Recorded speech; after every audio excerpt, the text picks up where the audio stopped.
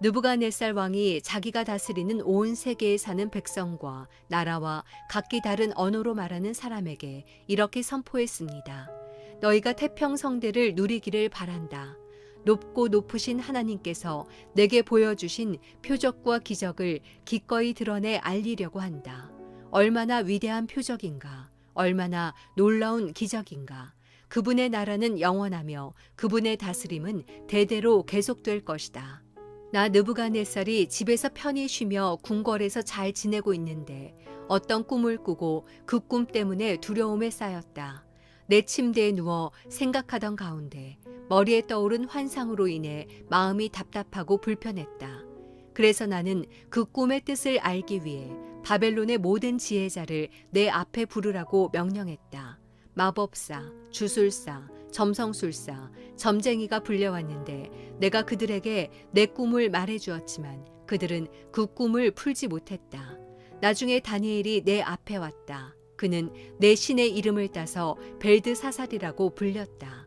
다니엘 안에는 거룩한 신들의 영이 있었다. 나는 그에게 꿈을 말해주었다. 우두머리 마법사 벨드사살아, 내 안에는 거룩한 신들의 영이 있어서 아무리 숨겨있는 비밀이라도 내가 풀지 못할 어려운 것이 없음을 알고 있다.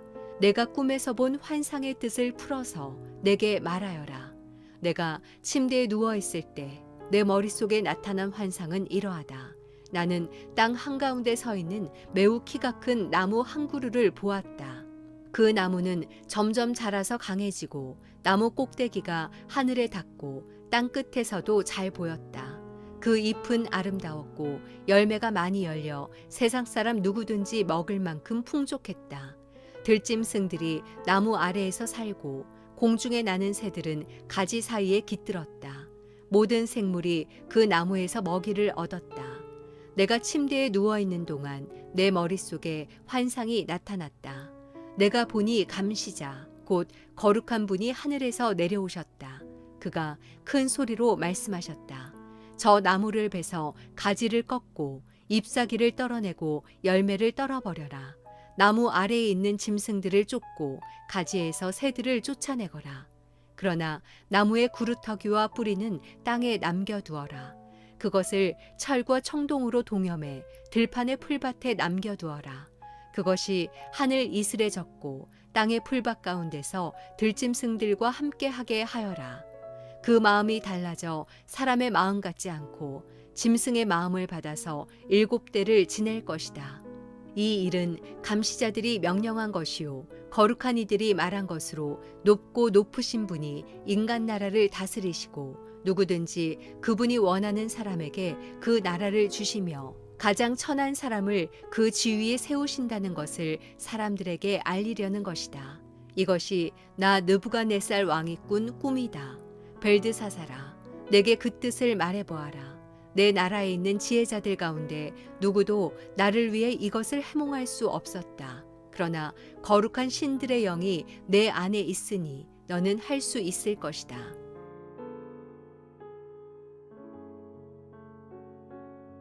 수요일 아침 하나님 말씀 함께 묵상하고 또 기도하는 시간 갖도록 하겠습니다. 오늘은 다니엘서 4장 1절에서 18절까지의 말씀을 함께 나눕니다. 다니엘의 세 친구들에게 있었던 일, 즉 금신상 앞에 절하지 않았던 그것을 믿음으로 완강히 거부했던 그 세 친구가 그 풀무불 속에서 하나님의 구원하심을 입은 그리고 자기의 생명을 보존한 그 모습을 직접 목격한 느부갓네살 왕은 하나님을 인정하고 나아가 하나님을 찬양하기에 이릅니다. 그리고 오늘 계속해서 느부갓네살 왕은 그들을 구원하신 하나님을 높이는 그런 고백을 하게 됩니다. 높고 높으신 하나님께서 내게 보여주신 표적과 기적을 기꺼이 드러내 알리려고 한다. 이 얼마나 위대한 표적인가, 얼마나 놀라운 기적인가. 그분의 나라는 영원하며 그분의 다스림은 대대로 계속될 것이다. 이것이 바로 느부갓네살 왕의 고백입니다. 느부갓네살 왕은 막강한 힘을 가진 왕이었습니다. 유다뿐만 아니라 이웃 국가 모두를 전쟁을 통하여 다 정복하고 또 그의 힘 앞에 무릎 꿇게 한 정말로 힘이 막강한 왕 중의 왕이었습니다. 그가 지금 그 다니엘의 세 친구를 구원하신 하나님의 역사를 직접 목격하고 하나님을 인정하고 있는 것입니다. 과연 이것이 믿는 자들의 모습일 것입니다. 세상에 아무리 힘이 막강하고 또 권력이 있는 왕이라 할지라도 모든 것을 다스리시는 하나님 앞에는 그저 연약한 존재일 수밖에 없습니다. 무엇보다 생명의 주관자이신 하나님 앞에 그 누구도 자신의 힘을 과시할 수 없습니다. 느부갓네살 왕은 바로 눈앞에서 다니엘의 세 친구가 목숨을 잃지 않고 생명을 지키는 그 놀라운 기적을 보았기 때문에 생명의 주관자이신 하나님을 인정할 수밖에 없는 것입니다. 사랑하는 여러분, 믿는 자들의 믿음의 자세라는 것은 바로 이와 같습니다. 그저 하나님을 인정하는 태도입니다. 하나님으로부터 시작된 나의 인생, 또 하나님께서 그 인생을 인도하시고 역사하시며 또 이 땅에서의 마지막 삶까지 하나님께서 정하신다라는 것, 이것을 고백하는 믿음이야말로 이 땅에서 우리가 하나님의 자녀로 살아가는 그런 믿음의 자세일 것입니다. 오늘 느부갓네살 왕의 모습을 보면서 우리는 우리의 자신의 모습을 돌아보아야 할 것입니다. 우리가 아무리 이 땅에서 명예를 가지고 또 권력을 소유하고 아무리 많은 물질을 소유했다 할지라도 그 모든 것을 주관하시는 하나님 앞에 굴복하고 무릎 꿇고 낮아지고 겸손할 수밖에 없다라는 사실, 이것이 바로 믿음의 고백이자 표현이 아니겠습니까?